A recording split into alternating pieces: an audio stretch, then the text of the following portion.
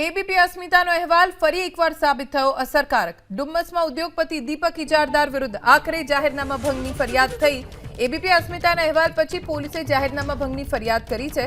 દીપક ઇજારદારે પુત્રના જન્મદિવસની જાહેર રોડ ઉપર ઉજવણી કરી। રસ્તો ખુલ્લો કરવા વાહન ચાલકોએ હોર્ન માર્યા તો દીપક દાદાગીરી પર ઉતર્યો। આતિશબાજી વાહન પર ફેંકવાનો પ્રયાસ કરી વાહન ચાલકોને ડરાવવાનો પ્રયત્ન કર્યો।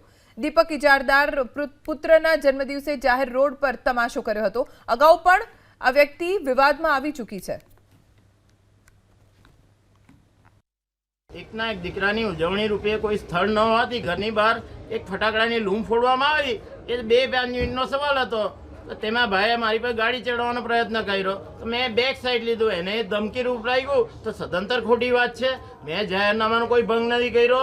મેં અલ્ટિમેટ શું છે કે સુરત ડુમસ રોડ પર અને ડુમસના રોડ પર ઘણા પાર્ટી પ્લોટોમાં વરઘોડા નીકળે છે।